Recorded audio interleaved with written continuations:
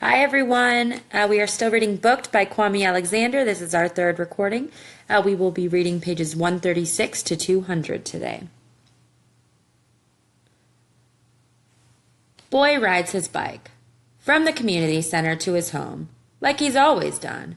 Only this time, before he even gets a block away, he meets trouble. "Where you going, Nick?" asked Don, not really caring about an answer. "Yeah, didn't think you'd see us again this year, did you?" says Dean. "The only thing to do right now is gallop like a thoroughbred, as fast as your bike will possibly go, and race for your life." "Seems like, to me, you owe us," says Dean. "For what?" you manage to ask. "For getting us kicked out of school, punk. Give us your bike." I can't give it to you. I'll get in trouble." "Then I guess we'll have to kick the crap out of you." Boy rides his bike from the community center to his home like he's always done. Only this time, before he even gets a block away, he meets trouble and ends up walking. Kentucky. Maybe living there is not such a bad thing. At least you wouldn't be bullied anymore. Breakdown. An hour later, you tiptoe up the stairs, try to sneak past his room, before too late. "Nicholas, come here. Very next time you disobey me, there'll be no Dallas. Now do what you're supposed to do and come home after school every day. And give me your phone." "It's not fair. It's just not fair." "You better lower your voice. I had to walk all the way home." "Where's your bus pass? Is your lip bleeding?" "I rode my bike. I'm going to bed." "I asked you a question. And where's your bike?" "They took it." "Who is they, and why'd you let them take it?" "Why are you always blaming me?" "No one's blaming you. I'm just asking." "I'm tired of this. You're always fussing at me for not reading your stupid dictionary or cleaning up my room. You don't let me do anything. You take my phone, you took Mom, and now you want to take away the last good thing in my freaking life. Soccer." "Calm down, Nicholas." "No, I'm sick of it. My life sucks. I get bullied at school. I get bullied at home. I hate my life. Sometimes I just wish I was." "What? You wish you were what?" "Dead." A good cry. The blasting rap music in your headphones makes you feel less sad, but still angry about things. So you start ripping pages from books on your shelf, and only stop when you get to his dictionary. Because even though you're pissed, you're not stupid. At the top of the page, you almost ripped, is the word swevin. You fall asleep, repeating it. Swevin. Noun. A dream or vision in your sleep. This just may be the coolest sounding swevin word you've ever read. 497 times. And dream that you sprained your ankle on a dictionary while moonwalking with Michael Jackson. Your parents celebrate their 20th anniversary at the Dallas Cup. You beat up Dean and Dawn for picking on April, and then you fall off a mountain, but right before you crash, you wake up crying in your mom's arms. "What are you doing here?" she says, wiping her tears. "I drove all night." "We're both worried about you, Nikki." "I'm fine, Mom. He told me what you said." "Mom, of course I'm not going to kill myself. I was just upset when I said that." "What about that stuff you posted online?" "Seriously, Mom, I'm fine. I say stuff all the time that I don't mean." "So you lie?" "Come on, Mom. Let's get out of here." "Huh? Put on your clothes. Let's go to the field." "I don't feel like it." "That's a first. Come on, I'm going to give you a soccer lesson today." "Do I have to?" "Yes, but clean up this room first." One-on-one. Like lightning, you strike, fast and free, legs zoom downfield, eyes fixed on the checkered ball on the goal, 10 yards to go. Can't nobody stop you, can't nobody copy you, till, like a siren in a storm, she catches you, zips past you, strips the ball, trips you, fall, watching her dribble away, all the while thinking it's bad that you got beat by another girl, and worse, that the other girl is your mother. This morning was just like old times. Cinnamon French toast, Dutch pancakes, ping pong. Now she's on the pitch talking trash. And you're feeling a little better. Until... Conversation with Mom. I've been calling and calling. I've been a little busy with... Sugar balls, Nikki. Too busy to return a call? I'm not a kid anymore, Mom. I have a life. Oh, you have a life, do you? Yep. Does your so-called life involve that little hot mama from dance class? Huh? Oh, really? You're gonna play clueless? No, she's just a friend. What's her name? April. That's pretty. Aren't you too young to have a girlfriend? I don't have a girlfriend. Plus, I'm almost 13. You're still my little Nikki. Whatever, Mom. Let's finish playing. Yeah, you can use the practice. I'm good, actually. I scored 2 goals in my last game. You'd know that if you were here. I heard that. Are you giving your father a hard time? He's a jerk. Be careful. He's your father, and since when is making you do your chores being a jerk? So you two talking again? Nikki, he's doing what he thinks is best for you. Making me read the dictionary is best for him, not me. Your father loves you, and he's blah, blah, blah. Don't make me hurt you, boy. Can we just play, please? So we're okay? Yeah, as long as you stop tripping me. That's the only way you scored. You're the one tripping. That was no foul. Maybe not when you played, in the olden times. If only your defense was as good as your jokes. How long you staying? Few days, but I'll be back in 2 weeks. You should come to my game this weekend. We're playing in New York against the #1 ranked team in the country. About that, Nick. It's only New York, Mom. We have a ton of chaperones. I'm afraid you won't be going to New York with the team. You're going to drive me? Your father and I have decided you won't be playing this weekend. I'm sorry. What? You can't do that. And just like that, things are out of control again. You try everything. Coach even calls Mom to beg her. But again, you have no rights. Dressed in camouflage sneaks and an army green long sleeve, freedom tee, the Mac sees you walk in the library and hollers right in front of every freaking body. If you're looking for April Farrow, you're out of luck. No book club today, Pele. Then he winks at you, laughs, goes back to shelving books and eating a sandwich. Conversation with the Mac. Cowboys fan? He asks, sneaking up while you're on the computer. I saw you Googling Dallas. I'm going to the Dr. Pepper Dallas Cup. My soccer team got invited to play. This weekend? In 3 weeks. This weekend blows. The weekend's not even here yet. Think positive. I had a soccer tournament in New York, but my parents said I can't go. Sorry to hear that, Pele. Why do parents suck? Try a different word. My bad, Mr. Mac. Why do guardians suck? Ha ha! Who your parents are now is not who they were or who they will be. You may not like them now, but you will. Doubt it. You get one chance to be loved, Nick. If you're lucky, maybe 2. It's just hard to love someone who cancels the cable right before the Walking Dead marathon. Shrink. Instead of playing soccer in the Big Apple today, you're sitting in the Center for Relational Recovery on a pleather couch between Mom and Dad, staring at a quote by a man named Freud on the wall behind a, get this, psychologist, with a black and white beard longer than Santa Claus's and a red pencil in his mouth with a tendency to ask stupid questions. What else besides soccer makes you happy? How do you feel when you're sad? Do you miss your mom?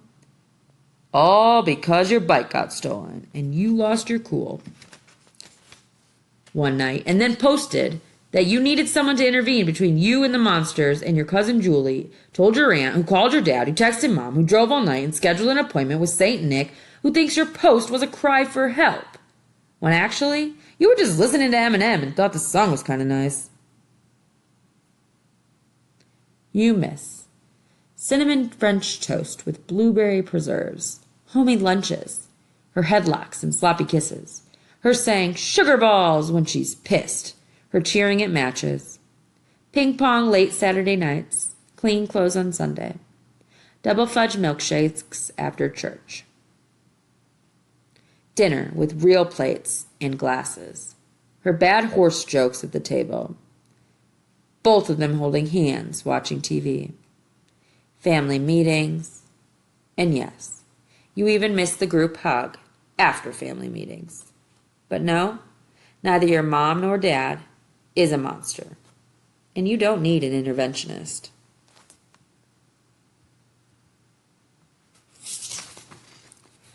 When mom starts crying, dad takes her out, leaving you alone with the shrink. Camouflaging your fears doesn't make them go away, Nicholas. I'm afraid, okay? Now what? Now we try to figure out what to do. I know what to do. I need to learn how to fight. You think you need to learn how to fight? Why are you repeating everything? There are ways to deal with bullies. Like what? What do you think are some of the ways? I guess if I knew that, I wouldn't be here. Why don't you think about some ways to deal? And when you come back for the next session, we can... Wait, I'm coming back? Dr. Fraud. We have 5 more minutes remaining, Nicholas. Is there anything you'd like to say to your parents? Other than it kind of blows that I'm here instead of playing in the soccer tournament? I'm good. Really, I'm fine. The twins aren't coming back to school this year, and I didn't really mean I wanted to be dead. I guess I was mad, and if they don't love each other anymore, then they shouldn't be together. You only get one chance to love, to be loved, and they lost theirs. I get it. Of course we still love each other, Dad says. We just can't be together, Mom adds. Let's explore that. What do you think about what your parents are saying, Nicholas? I think being an adult must be confusing as hell. I'm starving. Are we done? Chimichangas. The silence at dinner is only interrupted by the chomping of chips and salsa at what used to be our favorite family restaurant. How did we get here? On second thought, there is something you'd like to ask your parents. According to a brochure in Dr. Fraud's office, adultery is the leading cause of divorce among Americans. Principal Miller would agree. His wife got caught kissing a man who wasn't Principal Miller. Splitsville. Your Uncle Jerry quit his job and your Aunt Janice found out when her brand new Lexus got repossessed. Separated. Kobe's dad and mom never got divorced because they were never married. But you still don't know what happened. So right after the first bite of enchilada, you say, Dad, did you cheat on Mom or something? Beads of sweat cling to his bald head. Mom stops chewing and gulps. But before either can answer, guess who walks up in a t-shirt that says, I like big books and I cannot lie. Introductions. Mom and Dad, this is Mr. MacDonald, our librarian. Dad stands up, shakes his hand, and the Mac in, get this, red, white, and blue bowling shoes, kisses Mom's hand. Dad frowns. Nice to meet you two. Finally. Sorry for the sweaty palms. Happens after bowling. Mom slips her hand in her lap, where her napkin is. Your son talks about you all the time. I hope nice things, Mom says. Actually, he kind of wants you to take it easy on him. Life ain't been no crystal stair for young Nicholas here, he adds. The silence is thick and super uncomfortable. I'm just kidding, the Mac says, and then breaks out into a way too loud chuckle. Well, I should get back to my lady friend. Just wanted to say hello. Nick, they're a lot cooler than you said, he pretend whispers to you. Well, it's our pleasure, Mr. MacDonald, Mom says. Oh, one more thing, Nick. Did you finish that Pele book yet? You lie and say yeah, 'cause the last thing you need is he and Dad ganging up on you over a book. That's never going to get read. He turns to leave, and your mouth hits the table when you see the Mac's lady friend in red heels waving from across the room is Miss Hardwick. Yuck. Alarm clock. Mom, I overslept. Can you drive me to school, please? It's too late to take the bus. Sure. Cool. How'd you get to school? My mom. She's back? She was, but she's gone again. Why didn't you call me? I overslept. Dude, you never oversleep. I just wanted to see my mom a little longer. Yeah, whatever. You want to come over after school? Don't you have practice tonight? We're just running today. Coach says we're ready. Ready to get demolished like an old apartment building? We'll see. You see what April has on today? Whoa, be bold, Nick. Yeah, I should. Be bold or go home. I'm going to do it. I'm going to wear cool today. Huh? No more corduroys and turtlenecks for Nicole. What are you talking about, Nick? At lunch, I'm asking April to be my girlfriend. Yeah, right. Seriously, I am. What are you going to say? Will you be my girlfriend? That's corny. Be cool with it. How would you know? You've never done this before. You either. My dad gave my mom flowers once. You gonna give her flowers? I could. There's some yellow ones in the library. Those are fake, bro. Oh, yeah, you right. Maybe I'm rushing it. She may not even like me. Didn't she already tell you she likes you? I'm just saying, maybe she doesn't like me anymore. Don't chicken out. I almost forgot, we have a sub today? Where's Hardwick? All the English teachers are in a meeting today. Cool, we can play blackjack. Dang, what? I forgot to brush my teeth today. So? I can't talk to April today, like this. I got some gum in my locker. I'll just wait. What happened to no more corduroys, chicken? I'll wear jeans on Monday. Not cool. At lunch, she walks by, smiles. Hey, April, Kobe yells. Nick has something he wants to tell you. Bad. Don't know if it's the fish nuggets you ate, Charlene's perfume, the egg sandwich someone's eating behind you, or Kobe's leftovers. Whatever it is, sends you running out of the cafeteria just as a volcano of butterflies in your belly erupts. After soccer practice. Go wash up. I ordered pizza for dinner. Nah.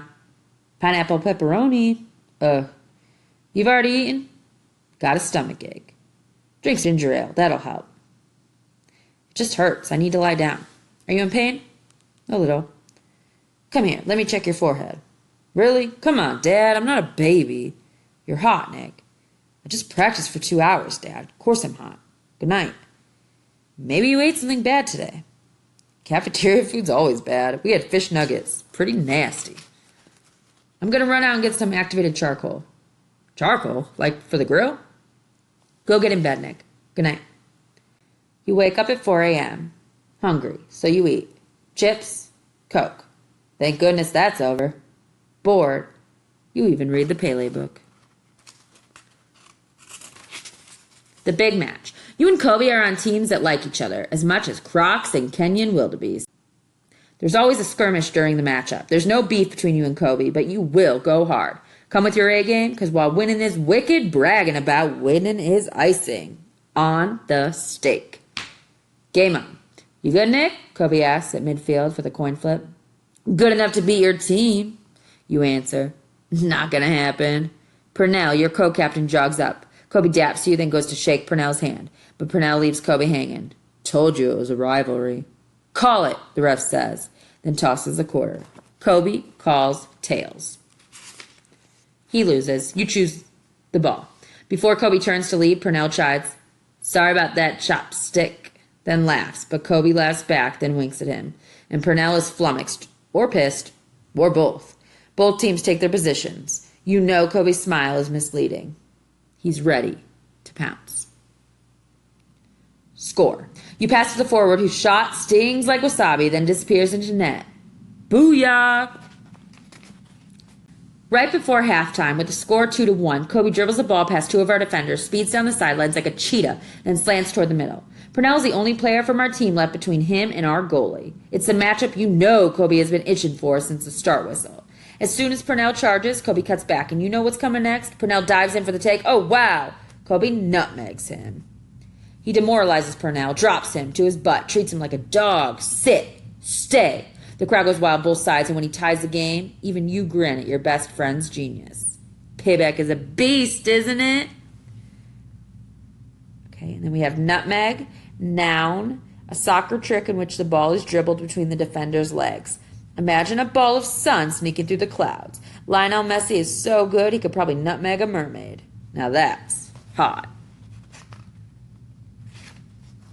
Guess who's back? The Mac. An electric blue Chuck Taylor's runs over to your bench during the break. Hey, Nick, you didn't tell me Kobe was a bus driver. Huh? He took that fool to school. You want to agree loudly, but that fool is your teammate, so you just kind of nod. You don't look so well, partner. It's just hot out here, which is the worst thing you could have said, because then the Mac starts rapping, it's getting hot in here, in front of the entire team. Halftime. Right after you glance at April waving from the bleachers, your stomach detonates. Kaboom! And you lose it right there behind the bench, in Purnell's gym bag. Coach asks, Nick, you okay? Yep, better. I need to sub you? No, I'm good, Coach. Good, then get in there. Second half. The game's tied when Dad finally shows up. You throw into Purnell, who screens it. Your belly's in a boxing match and losing. Bad. Here comes Kobe. Purnell taunts him, feints a pass. Kobe doesn't fall for it. Instead, he leaps like a lion. They collide. Purnell eats dirt, curses.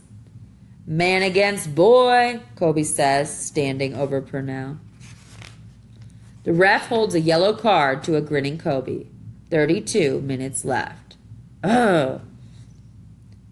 9 minutes left. Can't this be over already? The jabs to your belly are almost unbearable. Dad was right. Food poisoning. You'll never eat fish again.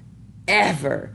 Purnell's direct free kick is wide left. The pain is right beneath your rib. You dribble fast somehow. You get in front of Kobe and he holds you from behind. You slip. The referee blows the whistle. Play stops. Kobe gives you a hands up. If he gets another yellow, he's done. Game over for him. Just a warning. Whew. Purnell comes over, gets in Kobe's face. You think you're messy, player, but you're just dirty. If you want to play dirty, we can do that. And after I take you down, I'm going to make you wash my clothes, cut my grass, lace my cleats. You're about to get shook, crook.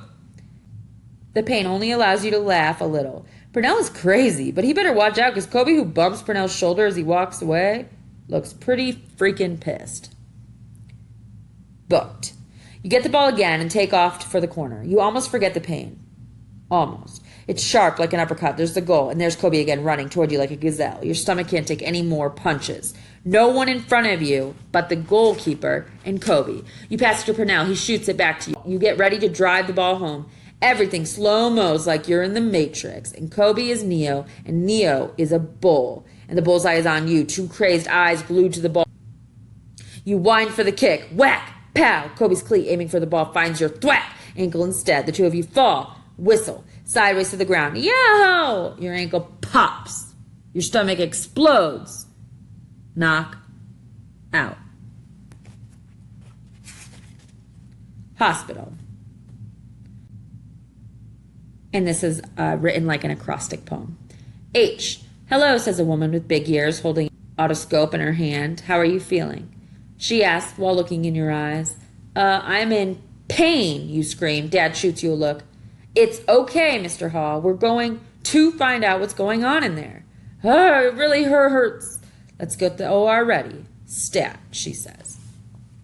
Ankle sprains are very common in soccer, she says, talking fast.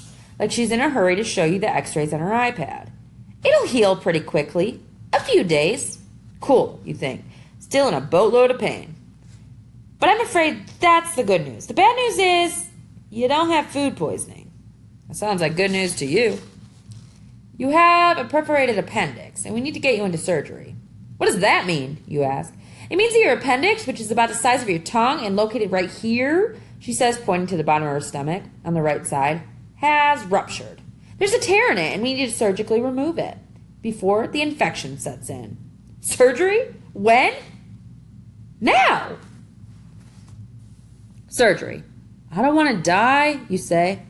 Everything's going to be fine, Nick, Dad says on the way to the operating room. Mom's on a flight, he adds, so she'll be here when you get out of surgery.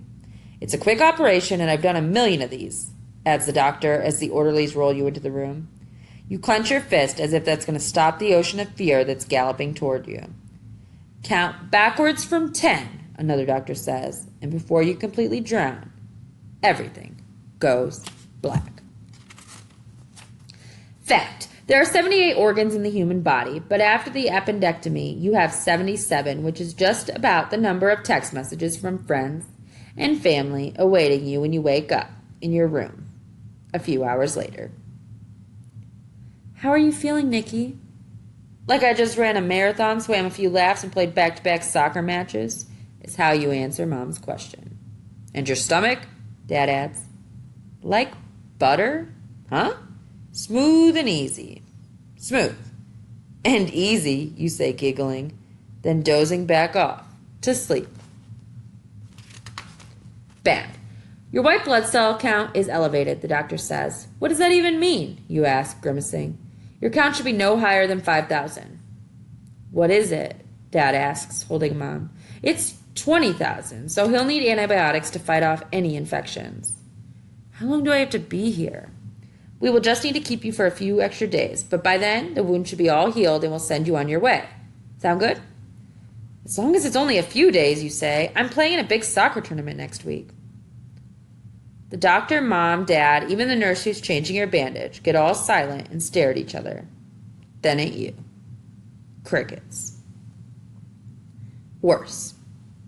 He'll be out of school for a week or two, depending on how he feels, the doctor says to Mom, who rests her hand on your heart, which breaks into 1,000 little pieces when the doctor adds, You'll be back playing soccer in no time, Nicholas. The Dallas Cup is next week, you tell her. How long is no time? Only 3 weeks. Only 3 weeks. But Dallas is in 1. Only your stomach is shattered. And your dreams undone. Only not playing soccer makes the pain seem severe. Only your eyes can't conceal tear after tear. Only your ship is sinking and you'll miss all the fun. Only 3 weeks. But Dallas is in 1.